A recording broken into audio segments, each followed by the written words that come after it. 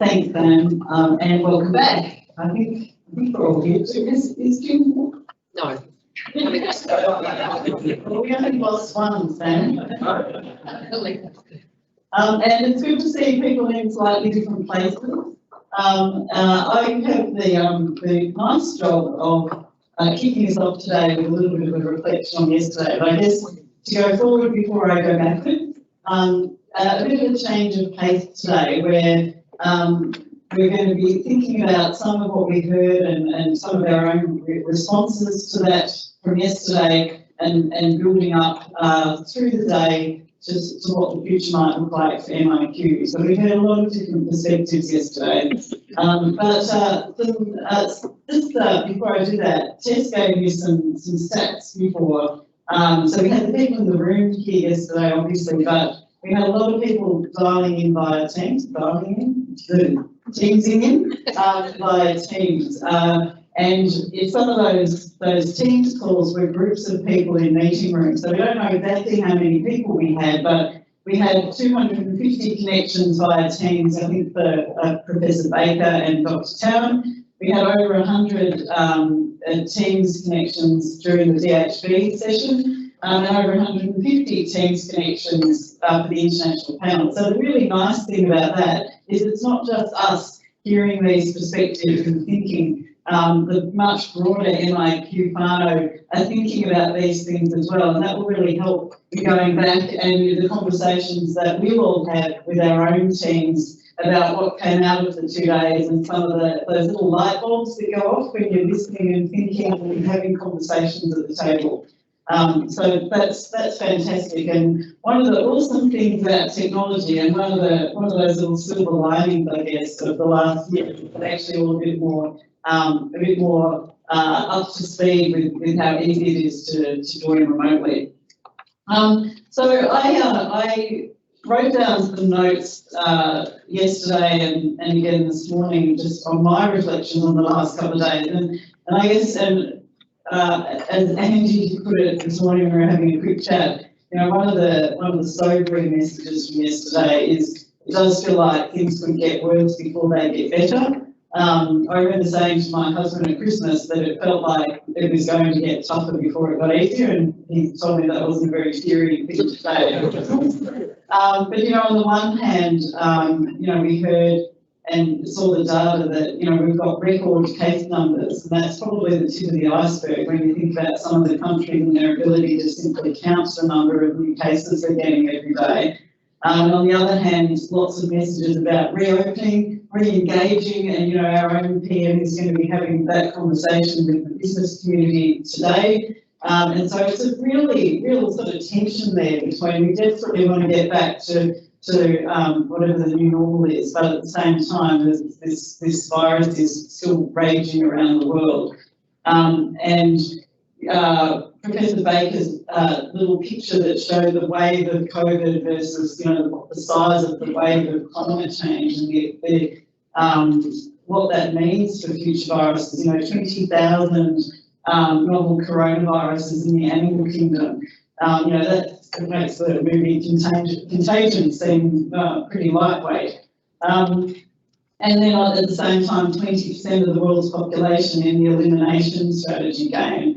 And just what that means for that tension we're going to have, and the risk that inequity and inequality is compounded so much. You know, that was another really strong message from yesterday.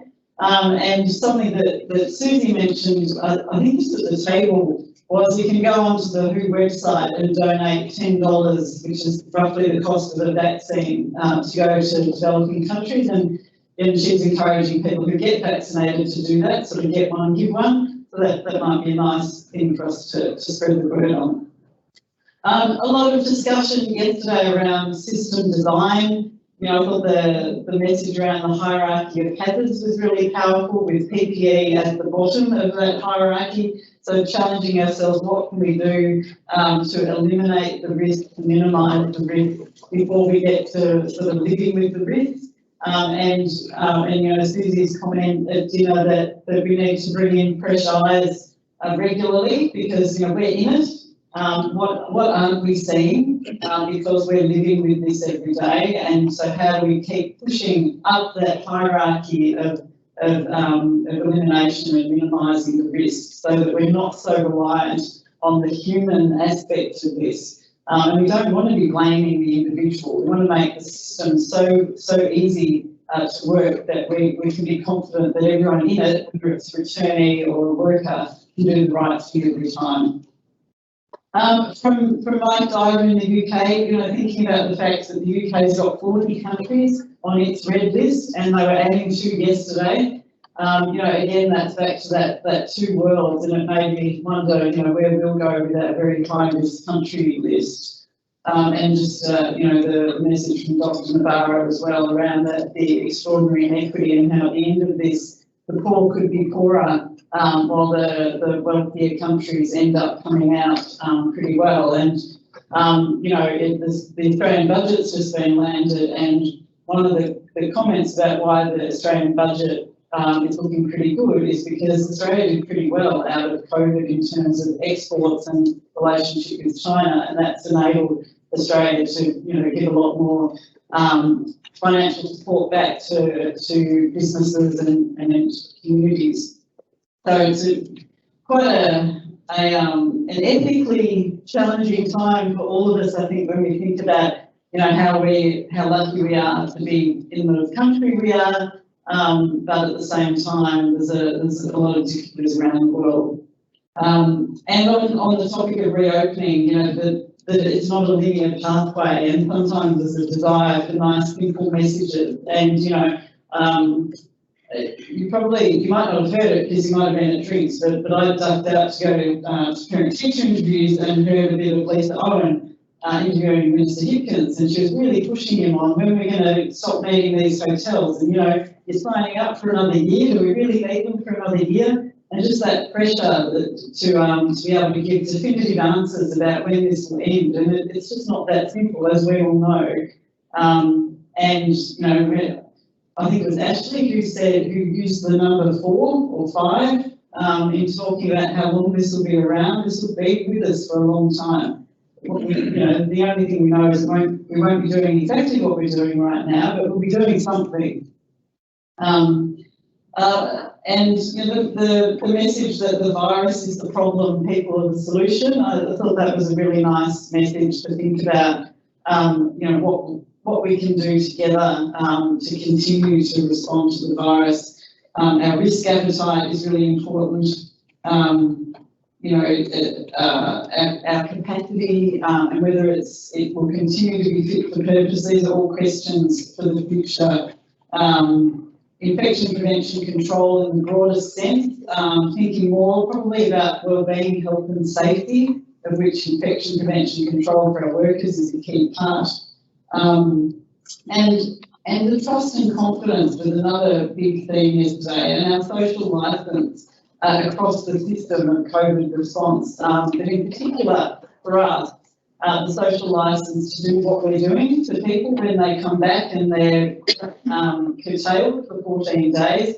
That's been accepted to date. And just I guess just because I often hear people sort of chuckle when they say, well, in Australia you can lock them up for 14 days, but not here. There is a bit of pushback to that in Australia. We do have human rights in Australia, but they're state-based commissions, and so I know in Queensland and Victoria the human rights commissions are actively looking at that mandatory requirement to stay in their rooms. So it's not quite like Singapore where you get out of your room, you can't get back in. As Trent said yesterday, the focus has been a lot on returnees, but not so much on workers. And it feels like in so much of what's happening now, that's shifting, and it probably makes sense that we had to focus on returnees first. But as time goes on, we understand the importance of keeping our workers safe and well and supported so that they can then care for returnees, because this is something we'll be doing for a while yet. We can do anything for a short time, but to keep this up, it feels like the right time to be shifting our collective focus to the support for workers. And there's a lot of grassroots things happening on the ground. And then at the more holistic level, there's work underway on what's currently called pastoral care strategy, picking up lots of threads and making sure that we're doing that consistently around the country.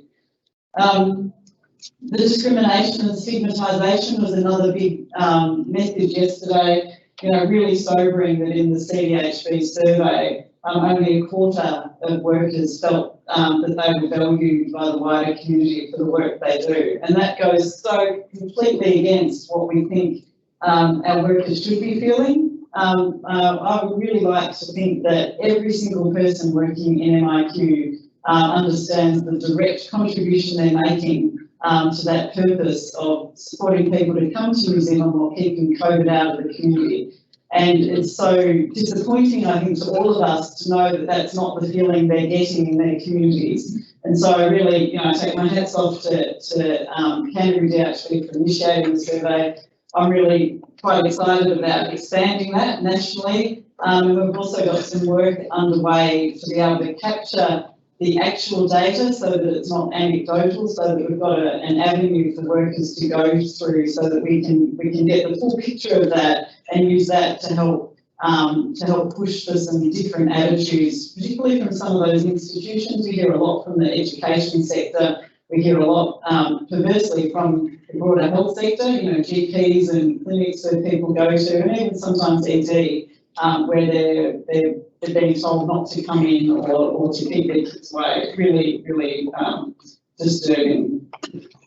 And look, for me, there's a question in all of this, the extent to which we're integrated enough to do all the things that we want to do as MIQ. And, from yesterday, my sense is, will what we've done get us to where we've got to get to? That old question. And as a leadership team, I feel like we've got some work to do to work with all of you to make sure that we're joined up in the way we need to be able to do the things we need to do. And so that, that's I'm grateful for the perspectives we heard yesterday, and it's just a timely reminder that we have to keep thinking about how we do things differently to make sure that we're ready for the future and that we can keep adapting and changing, and that why is understood. Quite often we're doing things that we wouldn't do unless we had to. There's a whole political realm to this. There's a public trust and confidence realm to this. That means sometimes we have to do things much faster than we want, and sometimes we're doing things that may not seem that obvious to us, but it's what the public wants, or it's what's politically driven. So I think we've got some work to do as well on getting that message out about why we're going down particular paths that perhaps sometimes none of us think are a good idea. And to be able to truly work as a team, it feels like there's more we can do to connect up around all the key players and the key partners we've got. And today is a bit of that as well. We'll start to draw together some of those threads from the different perspectives. What we're going to do is get Fiona Whiteman, our head of comms for MIQ, to talk a bit about some of what we're capturing in that returnee experience and the perspective. It feeds in really nicely to one of the comments yesterday around how we get that proactive messaging out. Everyone in New Zealand is intensely curious about MIQ, and if we can help dispel some of the myths and get some information out there about the reality of it, that sort of day in the life idea, that will help with the understanding. It will help with some of the crazy questions we get via the media, and just to help New Zealanders to understand, that really powerful comment that one of our Jetpark workers made when he was vaccinated, that he feels safer at work. And bear in mind, this is Jetpark, our biggest quarantine facility.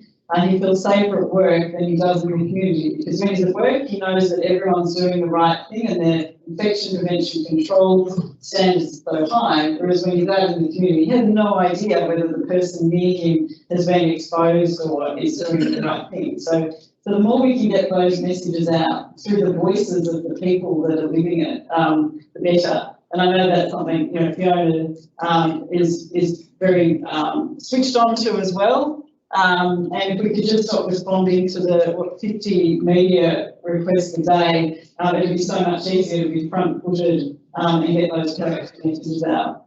So I'll hand over to Fiona. Thanks, Megan. Thank you, Marina. I've been asked to give a bit of a flavour of returnees, and I know people in the room are dealing and working with our returnees day to day, and there was some fantastic examples yesterday. So I'm just going to do a quick whiz through of some of our returnees and their journey. According to Communications Arts Graduate Dyslexic Maths, we're up to about 2 million bed nights this week, and so that is amazing in terms of our volumes. And because Jim's always asking us to excel, and Megan's always asking us to do things more and bigger and better and reflect, Jim had a Nurses' Day yesterday, so I'm going to have 2 days. Today is the 13th, it's Top Gun Day. So today you have permission to sing Highway to Danger Zone. You also permission to wear aviator glasses, and we also have permission to remember the fantastic job our defence colleagues are doing. So that's an MIQ link. The other MIQ link clearly is that it's World Cocktail Day. So cocktails were actually invented to make gin that was made in Bath taste better. So it was something illegal. Let's make it work better. Let's make it taste better. It's also evolved. So now we have mixologists on World Cocktail Day. And the theme for this World Cocktail Day is fun and safety. So I'm thinking Cocktail Day, Top Gun Day, it's all about MIQ. Okay, so just wanted to start off, as Megan said, talking about communications. It's about how can you help us tell our story better, MIQ. We have fantastic stories to tell. Please help us. I just want to give a shout out for our communications people and the regional officers. They're there to help do that, get stories from returnees, get stories from what's happening on the ground, and let's get some of those into the media. As you know, they're more interested in some of the negative aspects, but we're going to try to be pushing hard. If you've got stories, someone who's willing to speak, some photos, permission from people to use those photos, please contact your regional comms person or ourselves here at head office.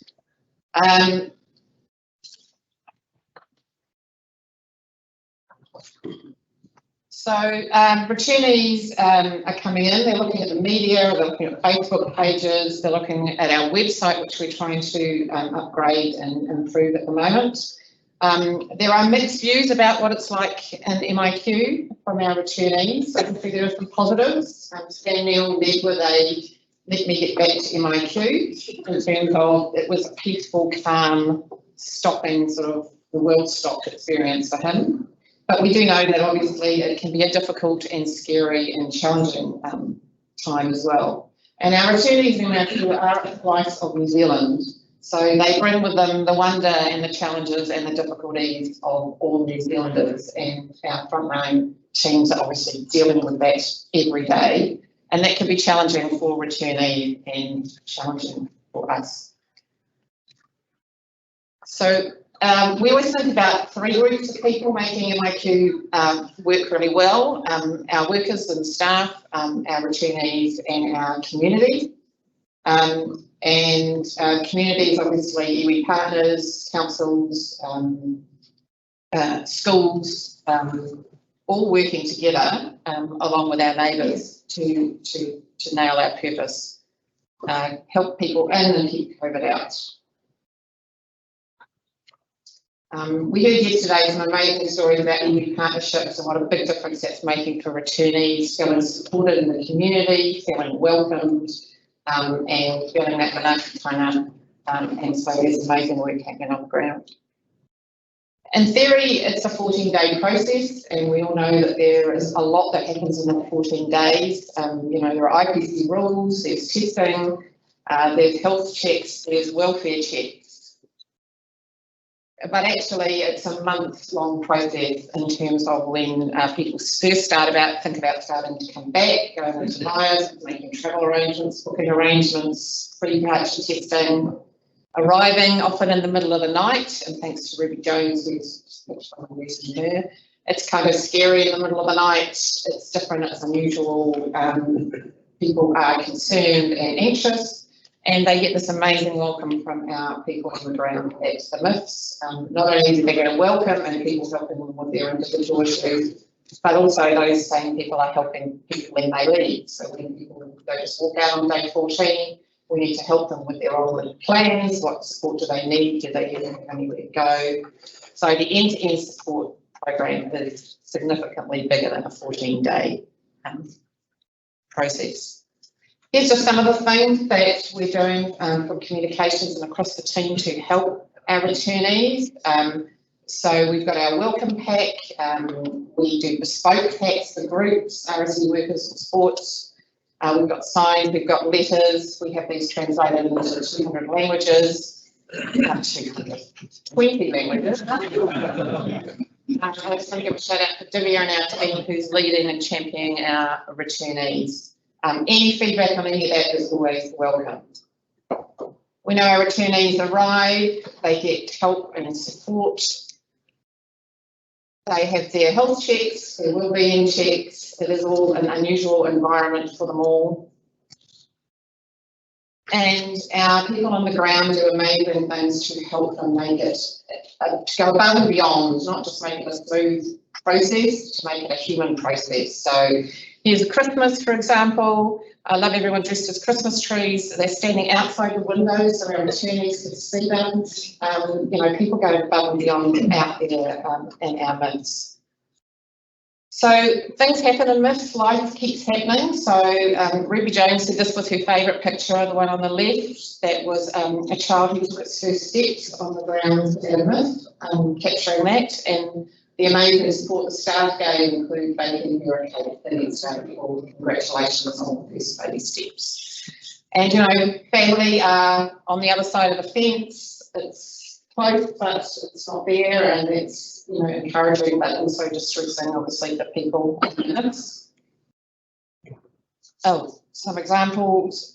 Birthdays, you know, our hospitality and our MIFs, people go above and beyond to help people make it as good an experience as it can be. But it's still a challenging process.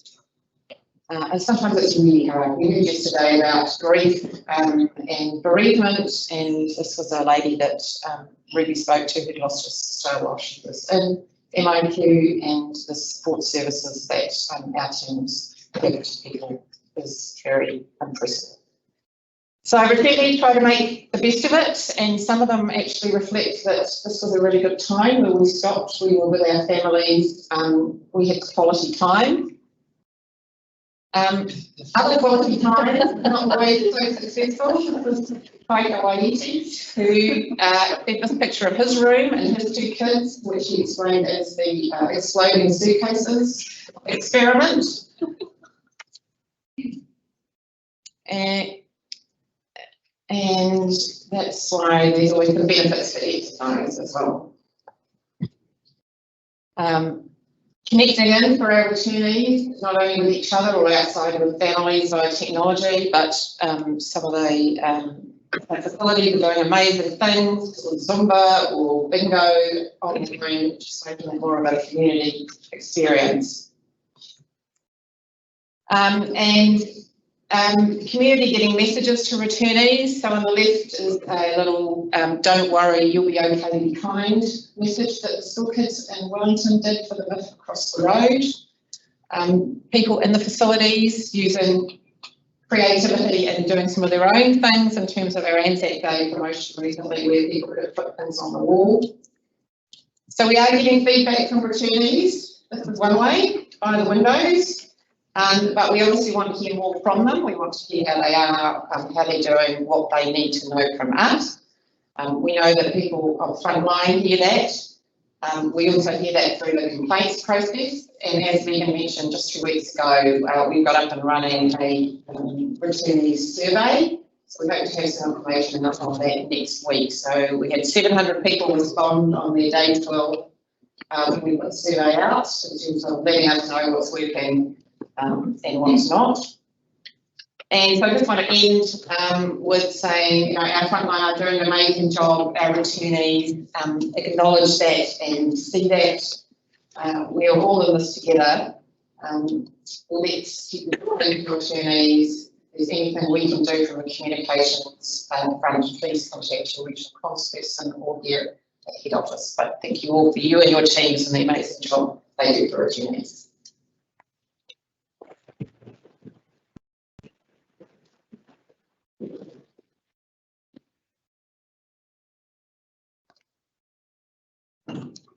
Am I using the hand microphone?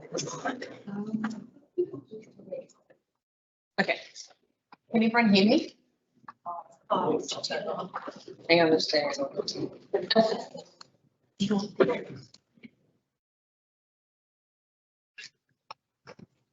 Hi everyone, I'm Lisa Urgent for those that I don't know. And I think as Fiona was just saying, that this is a people business in my eyes. And so many experts yesterday mentioned human factors in what they call failures, incursions, breaches, whatever the language is.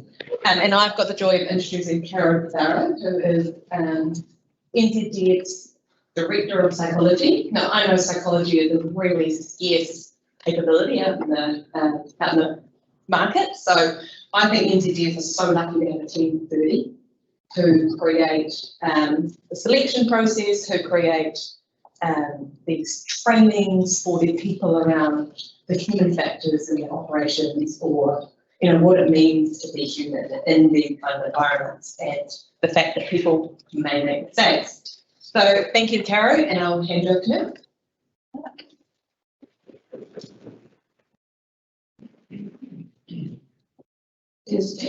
Great.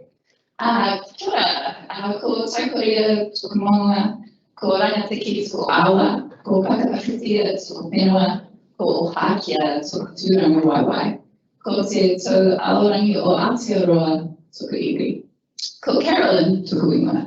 Hello everyone, thank you for having me here. My name is Carolyn Pezaro. As Lisa introduced, I'm the Director of Psychology for Defence and a psychologist myself. A little bit about me, so you get my background. I'm an organisational psychologist. We have 30 in our team, and we're across org sites and health sites.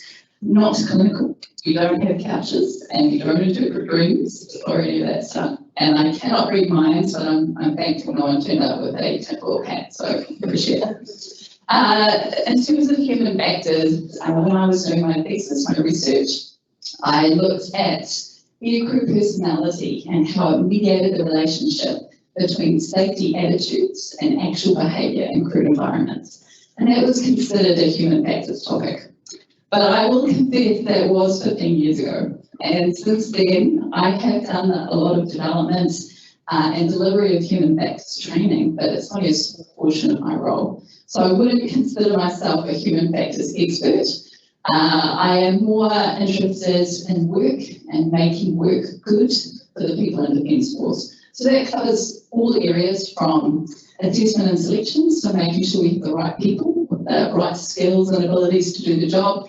Once they're in, we do a lot of development and training in the mental skills and performance space. So our psychologists do one-on-one coaching with a lot of our trainees. And then when we send them off to deployments, we also do some work there and we provide support for those on return. So human factors is only a small part of my role, but it has been consistent in my time in the Air Force in particular, and also in the Navy, and to some small degree the Army, in that space. Right, now I'm going to have to do a bit of juggling, but bear with me. I wasn't here yesterday, so apologies, but there will be hopefully time for questions at the end. But if you have something burning, please just yell it out and we can deal with it at the time. Also, I love a good heckle, right? I don't have all the answers. I'm a psychologist, so I like to give questions more than actually give answers. But if you want to heckle me, please go right ahead, because that's where we can get some good discussion. Right, this going to work? Human factors. I'm not sure how many people in this room have been exposed to it. So I will give you a brief definition. Human factors refers to environmental, organisational and job factors, as well as individual characteristics of people which influence behaviour at work. The field of human factors is very broad. It actually covers the spectrum from ergonomics and engineering right through to psychology and a lot of stuff in between. But the general focus of it is around safety, and it's around preventing accidents and incidents. I just get a sense of my audience here. Who is from Health, Ministry of Health or Health Workers? Right. Cool. Yell out if you're a doctor.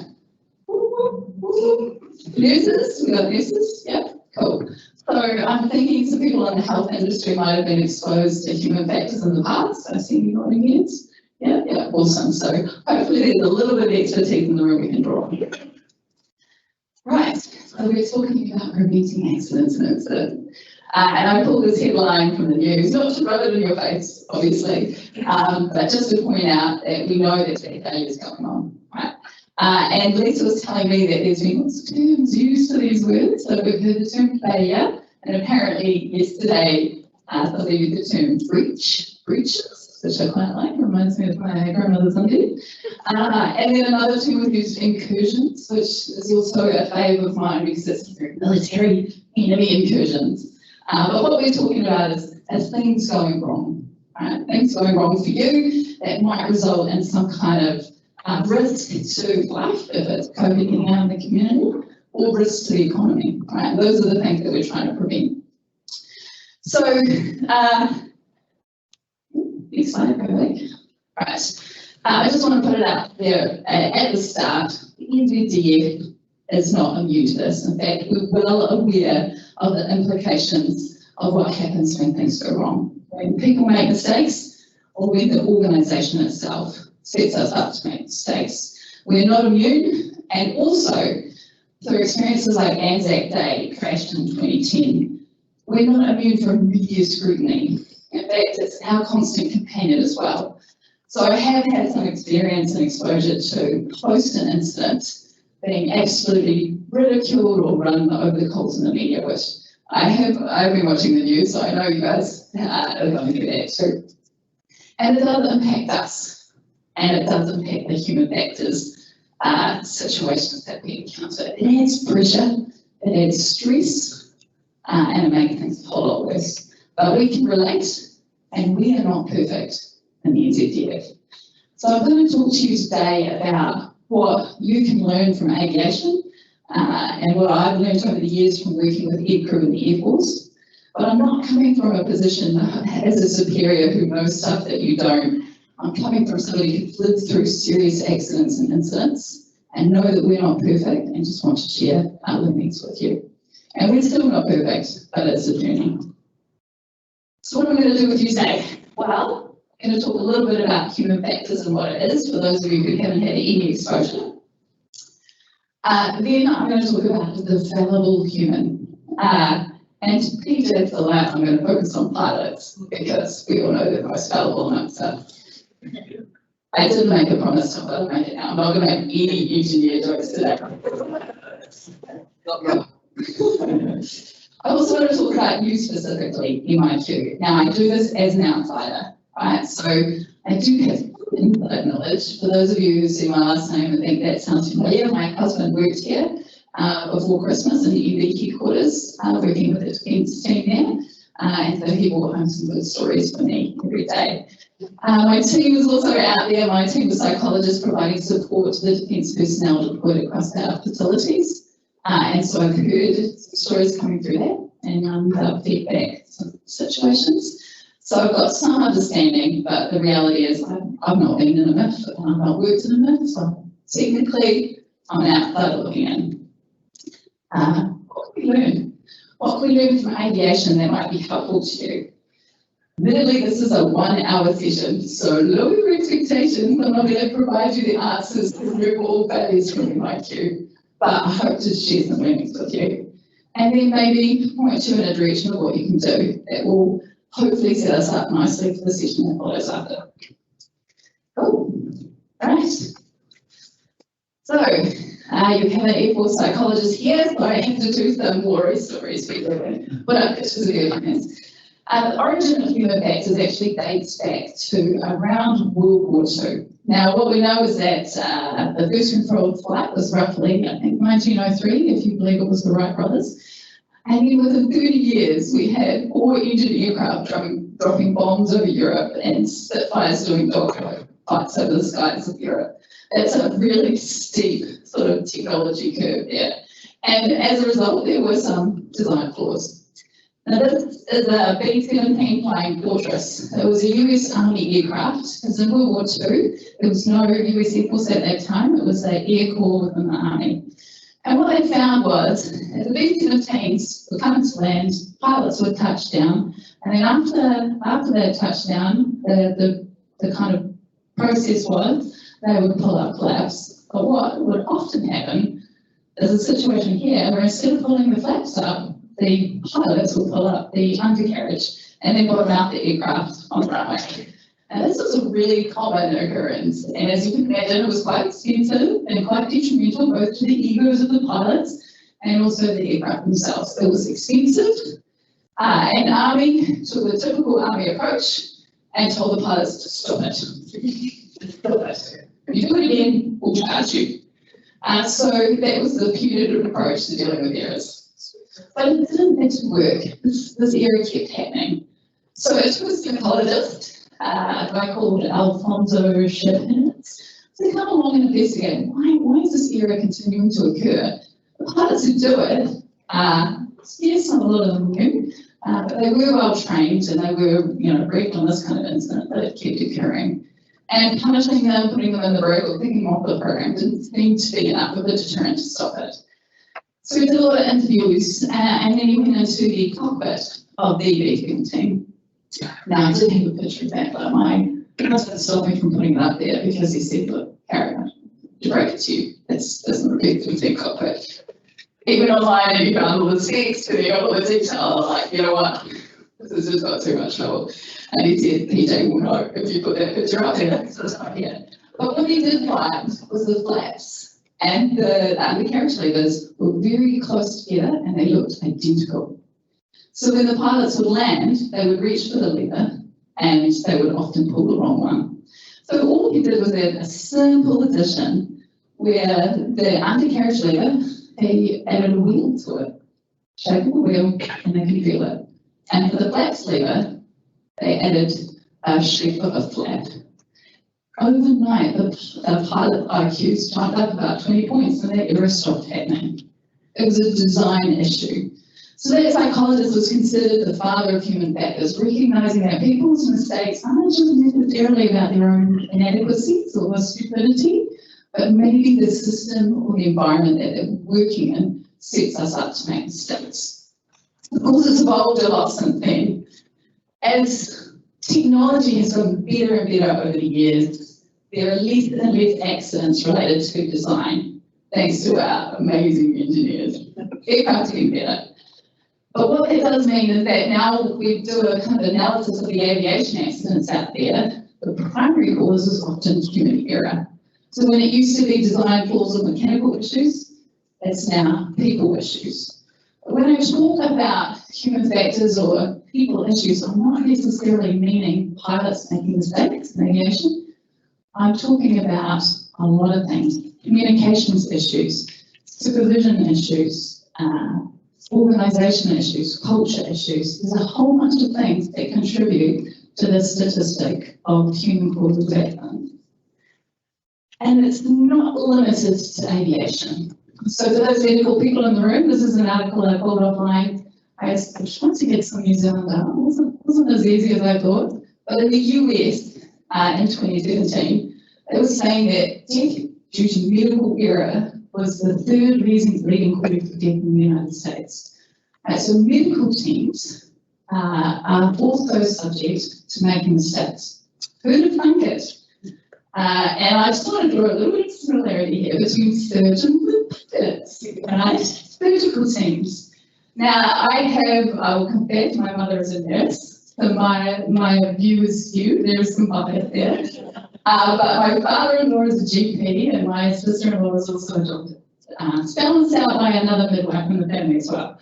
But kind of I guess if you want to watch a lot of Grey's Anatomy and other such medical dramas, you will know the kind of narrative of the surgeon is God. You know, what a surgeon and what's the difference between a surgeon and God? We all know that joke. God doesn't think he's a surgeon. We have the same issue in the aviation environment. And particularly that in the 60s and 70s, when human factors was becoming a thing, the pilots were very similar to surgeons. They were walking around in its top-down thing today with their aviator glasses, feeling cool. They were well paid, they were worshipped as heroes by the community. They had flight students on their arms and everything was awesome. But what that created was a really negative culture of machoism, masculinity, risk-taking, and just the view that nothing could touch them. Right? There was a sense of invulnerability for the pilots coming through in the 70s until we started having some significant aviation accidents. Tenerife, for example. But I hear similar stuff coming out of the medical community with surgical teams. Doctors who are incredibly well trained, incredibly experienced, still fallible and not listening to people on their team, not letting other people contribute or talk, not taking feedback or advice, and that resulting in making mistakes. Because not everyone can get it right all the time, even if they're really super well trained, super experienced, and super smart. Don't want to make any jokes about doctors, especially if you're in the room looking at me. But I don't think there's any pilots here, so I think I can have at it with the pilot community, right? My husband will hold it against me later. But what we know is that there's a blind spot for people that are really good at their jobs. And that's that sometimes they don't listen. And when they don't listen to their team, they'll miss stuff. So let's talk about that fallible human brain, and I'll make it relevant for everyone in the room. Texting and driving, right? This is, I guess, our classic go-to human factors example for the everyday person. Now, it's illegal, but I'm guessing that there are people in this room, and you don't have to put up your hands, don't have to admit to it, that have texted while driving, right? I will admit to doing it in the past, a long, long time ago, maybe before the law came in. But even if you haven't texted and drove, I bet, I'm going to put money on the fact there's people in this room that have been driving and entering their destination into Google Maps when they get lost, or have been driving and trying to find the next song on Spotify that they want to hear, or have been driving and somebody's text will come up and they've just picked it up. So we all do this, just secretly admit it, but you shouldn't, not endorsing it, you shouldn't do it. But why do we all do it? The reason we all do it is because we can. And I'm guessing that the majority of the people in the room who've done this haven't crashed. So what does that tell us? Maybe it's not that dangerous. Maybe we can do it. Maybe it's just really dumb people that crash when they're texting. Maybe they just don't have the capacity I do. But what it comes from is this underlying belief that we can do two things at once and we can do them effectively. And why can we do that? Well, what happens is, if you think back to the first time you learned to drive, you got behind the car, this is going to date me a little bit, but when you were driving a manual, there was a lot of effort and thought in terms of getting that balance right as you're changing gears. Putting the clutch in, there's some young people going, what's she talking about? Putting the clutch in, moving, trying to focus on the road, hands at attention to, looking at the mirror, changing gears. And there was a lot of effort and attention that went into it. And fear, anxiety, as the person sitting next to me was watching every move. I remember driving through the narrow streets of Wellington, just scrunching up, hoping that I wouldn't hit other cars, because my attention was all around me and it felt risky. Now I will get in the car, and I won't text, but I will pull into my driveway after driving for 20 k's, and I just feel like I can't even remember the last 10 k's. I was in the zone, I was rocking it out to the breeze, whatever I was doing, but I don't feel like I remember what I was actually doing. Why? Because after so many years of driving, I'm not that old, it's not that many years, but a few years of driving, it's become automatic. So when we do a task over and over again, our brain wants to save energy and create shortcuts, so it automates the processes. And that means that when you're driving the car and you're thinking about texting, or you do think, yeah, I'll just text somebody, it's your unconscious brain that then takes control of your vehicle. I'll say that again. It's your unconscious brain that then takes control of the vehicle, while your conscious brain regards the phone and puts in the text. Now, some of us will be weary because it's illegal. Oh, okay, cool, we can't do that. So we rapidly switch our attention between the road and the phone. And we think it's okay, but that's when the accidents happen. Because we don't have two channels of attention. Your mother lied to you. When women multitask, it's not because they can simultaneously put their attention on two places at once. Women are just better at switching rapidly. My husband is useless at this. He said, please don't tell them that. I think you are, because you'll sit in front of the TV and I'll be talking to you and you'll be nodding going, but you're actually not listening to me at all. Your attention is fully on your TV or your phone or whatever it is. So this is the problem. We have a belief, because we can automate and have all these shortcuts, that we can do these things at once. But the real problem is we have small brains. All of us, even pilots, even doctors, we have a limited capacity and we have one attention channel. And so some of us believe we can do more than we can, but all of us have the same problem, where we have to switch attention rapidly between two tasks, and therefore our performance on both tasks is degraded. As you probably see when you get home and look at your autocorrect on your text, what you actually sent to the people you were texting. While you're driving and texting, you won't see that kid run out onto the road if it's right at the wrong moment. And that is why it's illegal. So this is what pilots learn in the human factors training. And if you can think of yourself, imagine yourself in the cockpit of an aircraft. You've got to pay attention to what other aircraft are doing in your circuit. You've got to pay attention to the controls of the aircraft. For military pilots, they have to be thinking about the mission, where they need to be, what time, what point on the map to do whatever task it is. For our 40 squadron pilots, they also have to think about whether they're going to get to the hotel on time. What it will be like as for you, Army. So there's a lot going on. Now, when we think about the brain, and apologies, this is a very simple model of how the brain thinks. So we think stimulus, we need to see that stimulus. So for an aircrew example, it would be a light goes on, so we need to actually see the light. We need to see what the light is, what it means, and we need to decide what we're going to do, and then we're going to act. And at all phases of this information processing, we need our attention to be on the task. But errors can happen at all levels. You might not notice the light. You might make a misjudgment about what the light means. Or you might make the right judgment and then make the wrong decision. Or you might make the right decision but then accidentally do something wrong when you act. So there's room for error at all levels.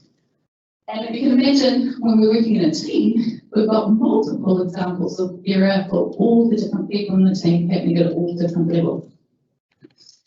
So we're just going to take a bit of an edge break, because we've been talking a lot so far, and I'm going to get you to do an activity with me. Okay? Yeah? We're all participators here. I can see Mel participating. So what we're going to do is I'm going to put up a slide, and it's just going to have coloured X's on there.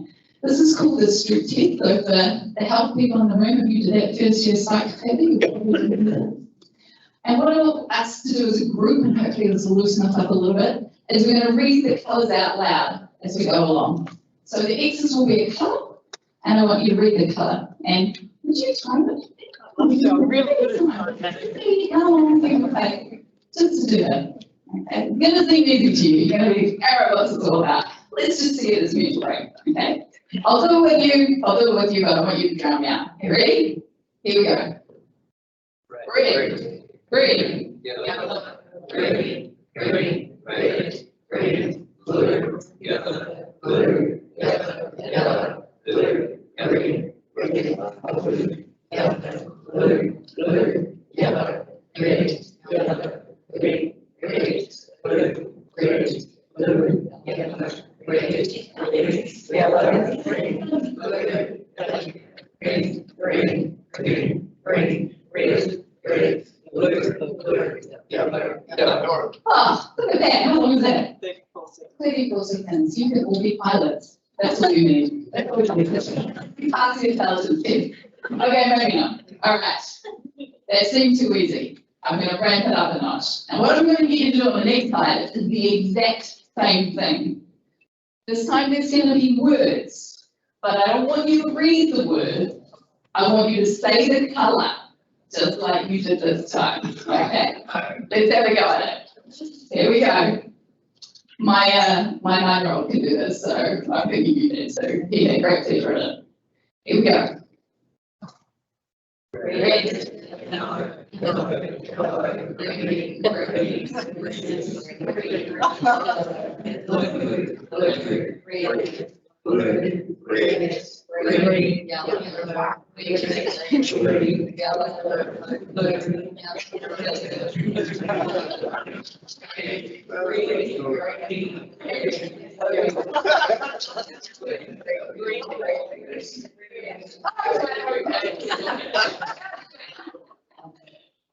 Why was that difficult? It was more difficult, right? Yeah. No, it stands. There's some savants in the room that are like, it's super easy for me. Or maybe some slightly blind people were like, it's super easy. However, it was like difficult for a lot of you. Why? Because our brain has automated reading. From a very young age, we've been reading words and our brain is trained. For words we don't even really need to see the middle letters. The first and the last letter is all we need, and our brain automatically wants to say green. But what I forced you to do was something a little different, and that was to say the colour and not the word. So that's just a really quick kind of sort of insight into the fact that our brains aren't perfect. The shortcuts are great most of the time. Most of the time they're awesome. They get us through the day and they save us energy. But sometimes they trip us up. They trip us all up. All of us are fallible and all of us have the same automated issues in our brain. So in the aviation world, we started cotton onto this after a lot of accidents and incidents, which, like MIQ, were very public and resulted in a lot of deaths. And they wanted to look at what was actually causing these accidents and incidents, and a few models were brought out. So this is a really common model in the human factors world. Some of you might be familiar with it. One of my personal faves, other than cheese person, is the Swiss cheese model. And the kind of underlying tenet of this model is really when we think about an incident, failure, a breach, and incursion, we focus in on that last final act of what the person did wrong that created the situation. When the pilot put the wrong lever up, or when the pilot didn't notice he was running out of fuel and flew into a mountain, or a ton of different errors. That's the act right at the bottom. But in the Swiss cheese model, it sort of says, you know, we work in a system and there are layers that are there in the system to protect us from making the errors. Different layers of preconditions that lead to the error, supervision, managerial functions, the environmental setup, and for an incident and accident to occur, for that unsafe act to result in something bad, the holes in those layers have to line up. Right? So it's looking at it from the systems perspective. You can't see this, but I'll just tell you about it in this very screen. But essentially we're talking about this cascading effect of organisational influences right at the top from resources. Resources to people have to do their job, which we feel very keen to get. And as another government organisation, I'm sure you do too. It always does surprise me about the media constantly criticising, like there's some kind of unlimited bucket of money for everything. But we have constrained resources, that's our reality. Organisational climate and culture has a flow-on effect into the level of supervision and the policies and processes we have, which has a flow-on effect into the operating conditions that people work in, which then has a flow-on effect into whether people make mistakes or violate procedures. Right? So it's a system approach. And I've already heard just from Megan's talk this morning and some of the things that Lisa passed on to me yesterday, there's recognition from people like Michael Baker and Ashley Bloomfield that this is a system. This is a system, and when accidents and incidents happen, it's not about the individual, it's about the border system. So I think you guys are already there. But I'll take you through some of the old thinking, because even in the military, in pockets of the military, that old thinking around error persists. So we need to move away from that old thinking. The old view is what we call the bad apple theory. And that's when we go looking for a scapegoat or someone to blame, someone to hold accountable. And I think of on the media, that poor KFC worker that was completely vilified over going to work when they were part of a breach. But they didn't have the right communications. They didn't do it intentionally, but they were considered at the start as a bad apple. So in the bad apple theory, human error is the cause of the problem, people making mistakes. But in system thinking, human error is a symptom of something deeper, and that's what we need to look for. In the bad apple theory, human error is the target. People's behaviour is the problem we need to control. We're very familiar with this in the military. But in system thinking, behaviour is systematically connected to a feature of people's tools, tasks, and operating environment. Right. In the bad apple theory, human error is something we declare war on. War on terror or war on error? I just made that up, that's very clever. I don't even know that was a bad joke, I can't believe it. Anyway, people need to practice perfection. And that is something that can be personality driven, that idea that we should be perfect. But in human error, it's information now about how people have learned to cope. I know in the Air Force, especially in some of our maintenance units, we have what we call routine violations, where people routinely violate our procedures and our policies and our SOPs to get the job done. They don't do it because they're bad people.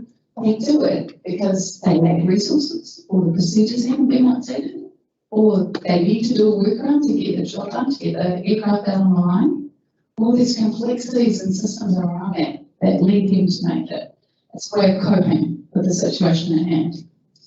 In the bad apple theory, human error is a simple problem. It's simply about people doing stupid stuff.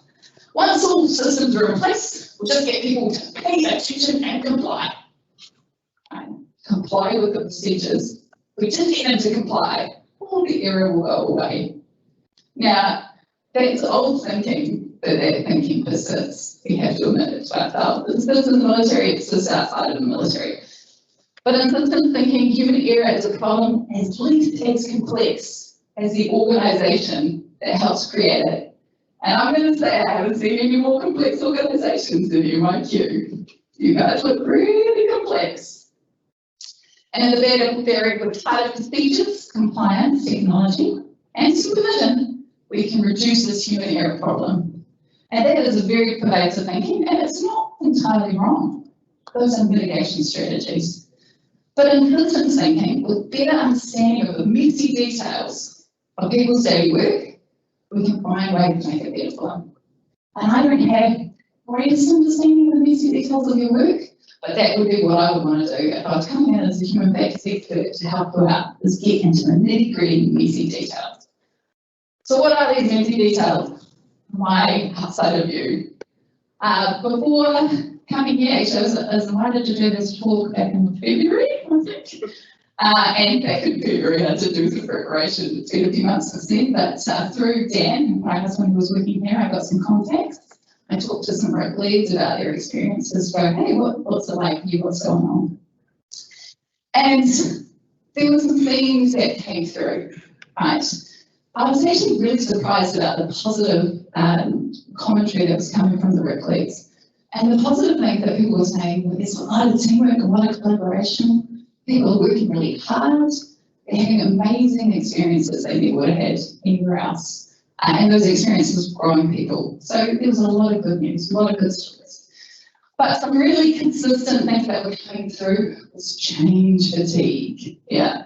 Change fatigue, something we're also really familiar with in the Defence Force. So lots of changes happening all the time. Fatigue came up a bit, working with lots of different agencies, different players involved. There was experiences that were coming through. that indicated communication might be an issue. I did, but my information was slightly out of date, I'll just reference that again. I talked to the manager of the Pullman Hotel when the Pullman Hotel had their breach earlier this year or late last year. What had happened is the breach had occurred and he had rotated out. And then they found out that there was a breach, but he'd already left and gone on holiday with his family. And he got a call saying, uh-oh, watch out. So he said he was happy for me to share the story. And he said that after that situation, him and his family completely self-isolated in the hotel where they were staying on holiday. But they had a pretty distressing time, as you can imagine, because it was all over the media. Their names were in the media. They felt that pressure, they felt that scrutiny nonetheless. They felt the judgment from their friends and family. And they felt disconnected because they'd already rotated out. And that's a function of the environment. One of the issues I think that MIQ are facing with the military personnel is the comings and goings, and it's not easy, and it creates problems. It's the nature of the environment, it's a constraint that we work with, but it does mean that there are handover issues, comms issues, new leaders emerging all the time, maybe trying to make changes, and it creates these gaps, and it creates communication gaps, and sometimes people feel isolated or left out. There was also a little bit of an underlying narrative that we were really familiar with in defence of HQ Wellington versus the regions. And it wasn't so much versus, but it was the idea that there's a worry that, I guess, from the centre, there'll be policies and stuff coming through that might not be communicated well or really meeting the best needs of the region. And the message was, well, the regions at the centre of what you do, the facilities at the centre of what you do. But some of those differences and views and stuff, they can create holes in the cheese. So if I was going to summarise, I just pulled this out to say, hey, I didn't speak to any nurses, but the media obviously has. So we know that some of you are health workers are also feeling tired and stressed. From a defence perspective, we have been collecting data on all the people that we send in the facilities, and the news is kind of good and bad. The good news is our MIF facility workers are doing really well. They're finding a growth experience and it's not impacting their mental health in any way. I guess the slightly worse news is that for our Army security group, it's having less of a positive impact. In fact, we're finding that their levels of distress or psychological distress are about similar to what we would expect from a 6-month operational deployment. Different stresses than what you get in operational deployment, but still creating stress nonetheless. And for them, it's about being separated from their families for a period of time, often without the benefits that come with being on an operational deployment, without the excitement, without being able to see dementia, and also having some of the same negative effects that some of your workers are, community judgment and issues around that. Even such things as funding childcare while they're away can be a challenge for them.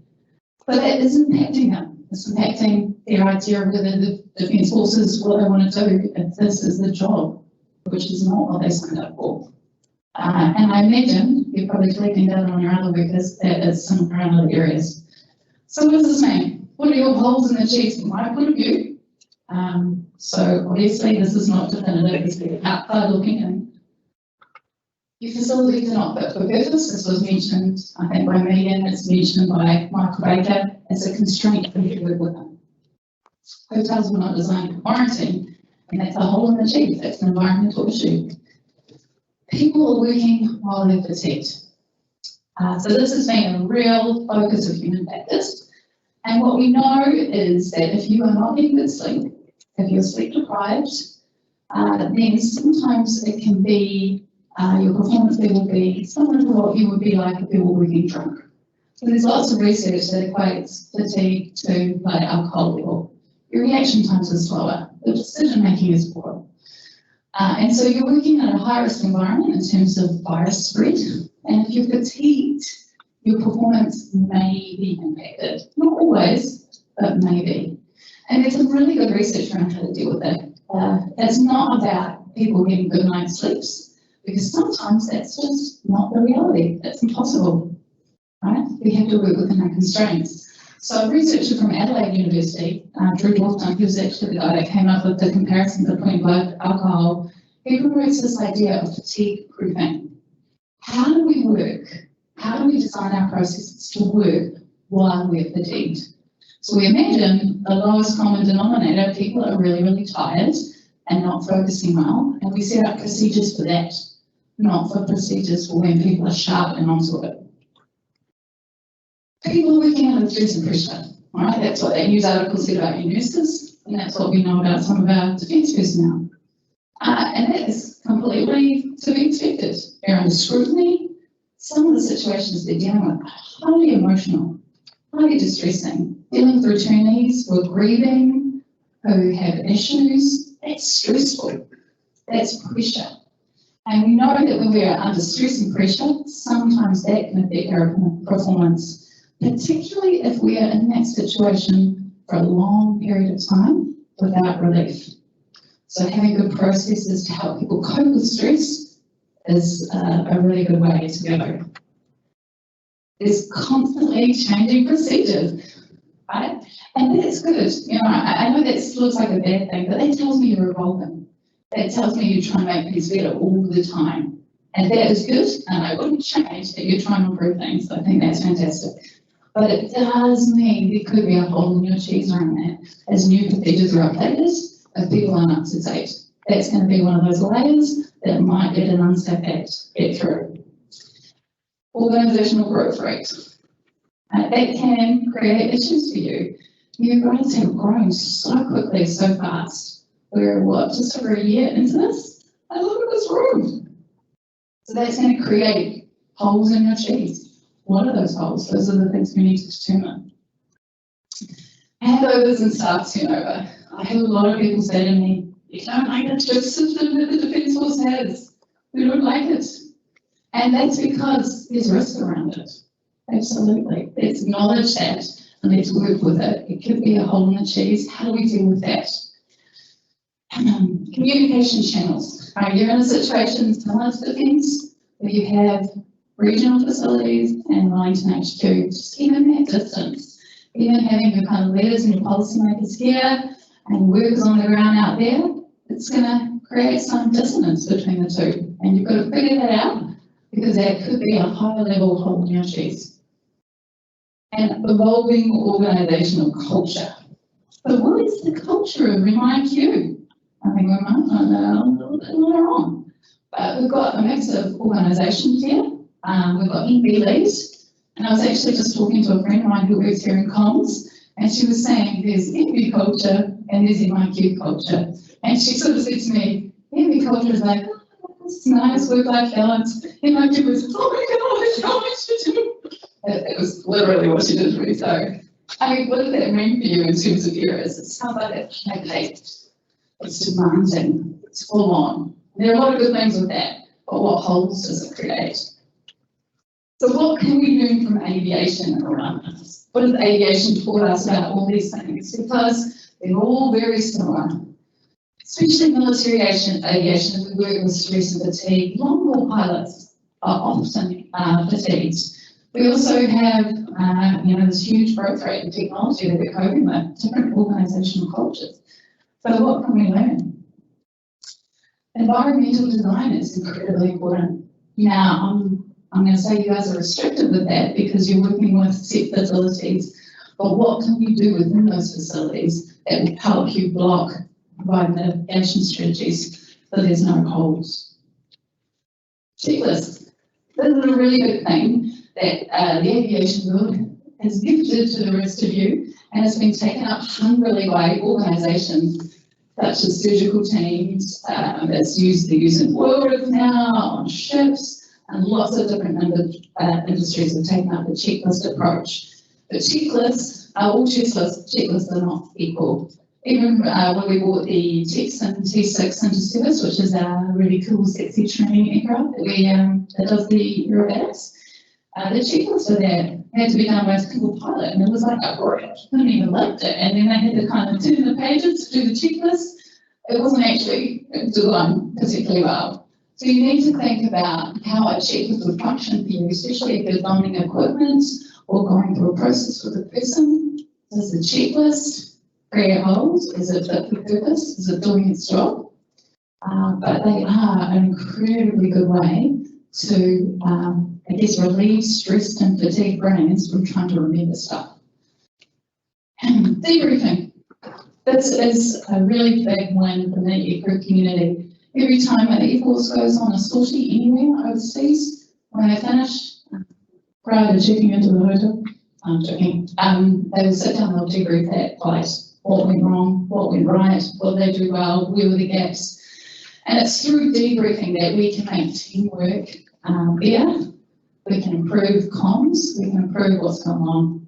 So actually stopping to reflect, and the Army call it an after-action review, so they have different words for it, but it's hugely useful for blocking future gaps. Role clarity. What I mean by that is knowing what your role is and knowing what the roles are or the tasks are for each of your team members and being really, really clear. Where there is a lack of clarity, I think it's somebody else's job to do that, and that's a big hole that can kind of create in teams. So how good are you at communicating to people exactly what it is that they need to be doing, what their role is? And the other thing that the aviation community has gifted to the world, or something that you can learn on, is saying that the importance of developing communication, teamwork, and leadership. In the aviation industry, we call this non-technical skills. So technical skills, flying the plane, non-technical skills, communicating, working in the same, leadership. We've got that sorted, right? We've probably all done a leadership course. And this is not a given. Even in the Defence Force, where we have a world-class leadership framework, as we like to say, we still have a lot of comms issues. We still have people that have difficulty communicating. We still have things like rank, which is a barrier to effective communication upwards. So we need to teach people how to communicate assertively when there are safety issues. And this came out of a lot of accidents being caused by co-pilots being unable to communicate to the captain of the aircraft that there was a problem. There are black box recorders with co-pilots saying, excuse me, sir, the fuel's low, I think we should look at the fuel. And the captain being distracted or doing something else, disregarding the co-pilot's input. And we know that's also similar in suitable teams.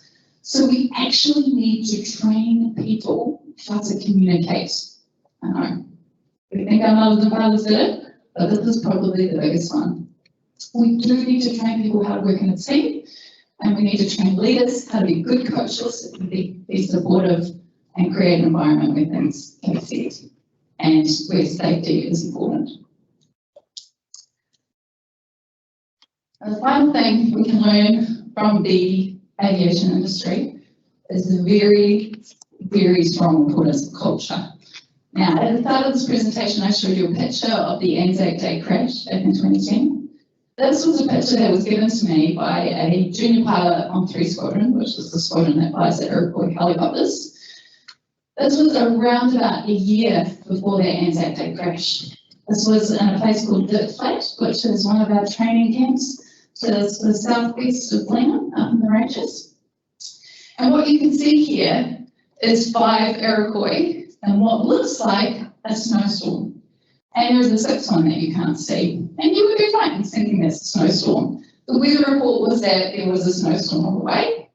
And the general feeling of the pilots was, well, we better get out now before that weather really sets in. So these 5 helicopters took off in a line formation in this weather. And there were very senior pilots there. The commanders of the squadron were present. My husband was in one of these helicopters. That was the culture of 3 Squadron prior to the Anzac Day crash. Now, the Anzac Day crash had 3 Iroquois, all with relatively junior crew, and this was their training environment. And then we questioned why they went out and what looked like bad weather on Anzac Day. It's because that's the way we did things around here. Right, so we know in accidents and incidents, culture is a hugely important factor for determining behaviour. And I want to talk just quickly about just culture. Just culture is another gift from the aviation community, because with the Anzac Day crash and other incidents and accidents we've had, like I said, the media bathes the blood, and they're paying for your blood too, I'm sure. They want someone to be held accountable. They want the government to hold someone accountable. They want the organisation to hold someone accountable. So we go looking for people to blame. And this is where human factors came from. We were trying to say, hey, look, yeah, somebody made a mistake. They made a bad decision, 100%. It was a bad decision. It was a bad decision to go flying in that snowstorm. It was a bad decision to go flying on Anzac Day. But the decision was made because of a whole bunch of factors that impacted the pilot's thinking and their views on safety and what was right and what was wrong.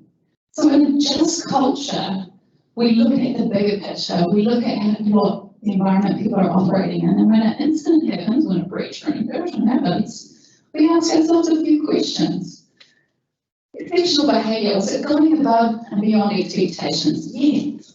Recognise those people, celebrate those successes. No, is there a human error? Making an honest mistake, a slip or a lapse? Yes. If somebody's made an honest mistake, provide that person with support, particularly in your environment where they'll be under a lot of scrutiny and they will probably experience high levels of stress. You need to give them support. No, it wasn't an honest mistake. Ooh, was it violating procedures due to what's perceived as justifiable risk? Yes. So like I talked about routine violations, and I'm imagining there's some out there in your municipal facilities where people are maybe violating procedures, or maybe they don't even know what the procedures are, or maybe the procedures just changed and so they're violating the new ones but not the old ones. But if it was perceived as a justifiable situation, then we just train and we coach. If it wasn't justifiable, no. Then it might be reckless. It might be people taking shortcuts for personal gain. It might be taking reckless action without consequences. It is then that we discipline, only then. And I'm going to say that is a very, very small proportion of the time. Very small proportion. Usually, it's about supporting people or training and coaching when there's been an incident. That's what a just culture looks like. It's very hard in the military because we don't like to discipline people. It's why we get up in the morning. But even in the Air Force, we have moved towards a just culture.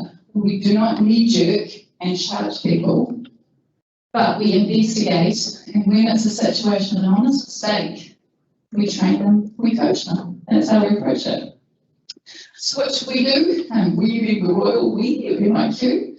These are just some things I want you to think about as you go into your next session. This is what I would like you to ask yourselves.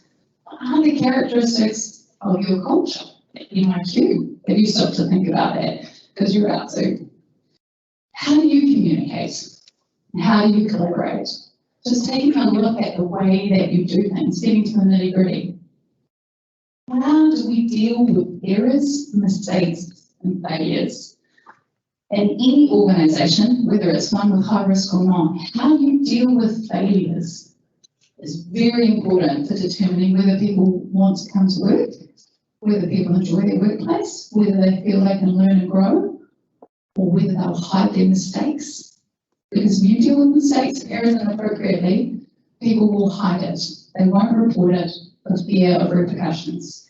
So it's incredibly important in your culture how you do that. How do we look after our people? You are in a high stress, highly fatiguing situation. I mean, not everybody's highly stressed or highly fatigued, but there are pockets. What do you do to support those people? You have a duty of care to support them. What do you do to do that? Because that's going to impact your culture. What is most important to us, and how does this determine our behaviour? You may all be familiar with, I guess, the most recent sort of crashes, aircraft crashes that have been on media, the 737 Boeing Max. Does that sound familiar? There were two crashes, one in 2018, one in 2019, that led to about the deaths of around about 346 people. Now, it was determined to be a technical fault. Right? They had a system called the MCAS system. They had a faulty sensor that told the aircraft it was in a stall, And so it put the aircraft into immediate nosedive to recover from a stall, which was not in, and so it ended up with the aircraft crashing into the ground. Right? So that was a technical error.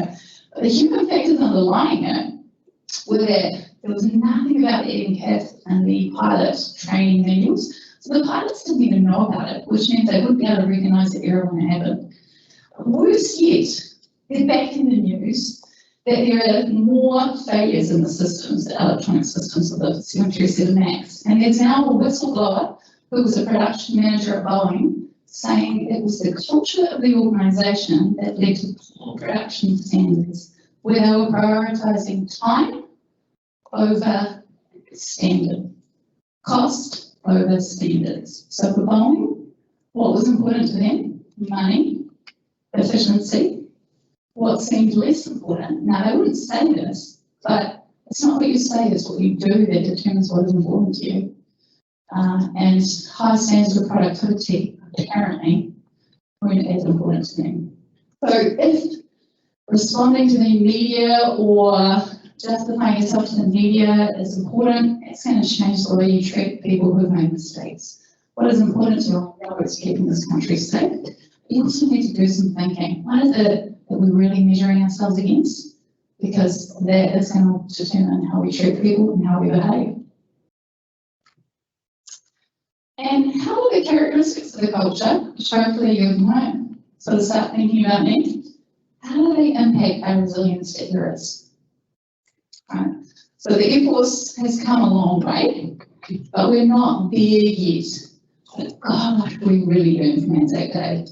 We learned, we've made some changes, we've got more changes to come, but we need to constantly look at ourselves because as a military, we have massive holes.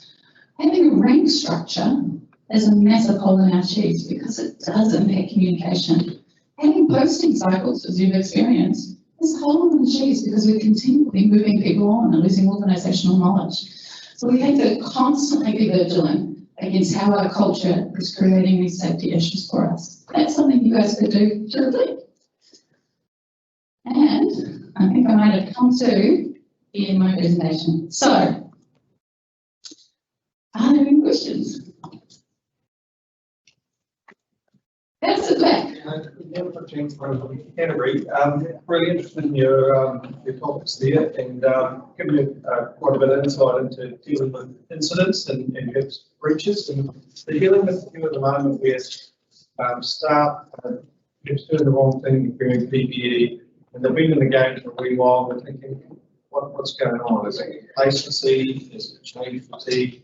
Should we be trying to validate that, or should we actually be just looking to implement those systems, talking about like debriefing, continual learning? What's your best method of approach? Yeah, that's a really great question. And I think what we're all guilty of doing is when we sort of see an error occurring, it's leading to conclusions about why this is happening. Complacency can be a real issue.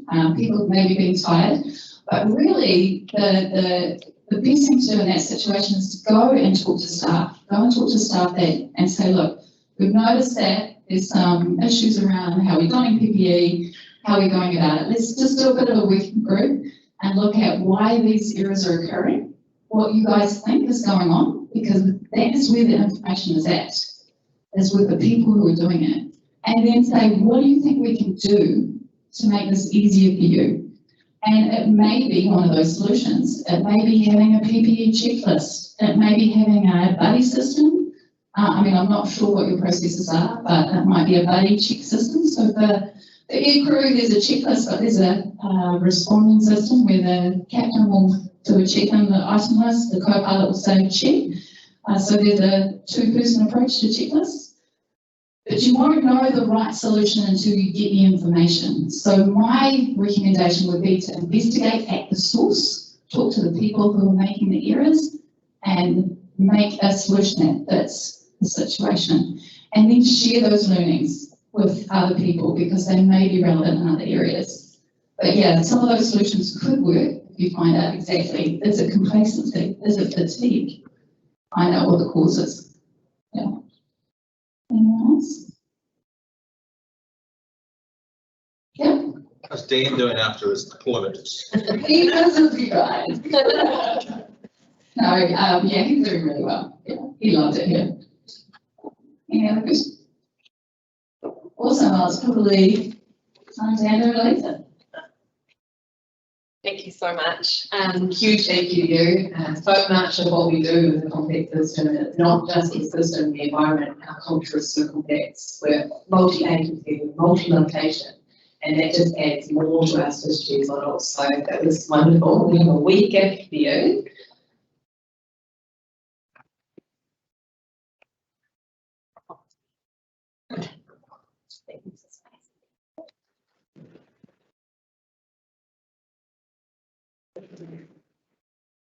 We're going to take a quick break before we get into the complex topics and culture. So we have 10 or 15 minutes. We can do 15 or 12. So we'll do 15 minutes and come back and take it. Wonderful.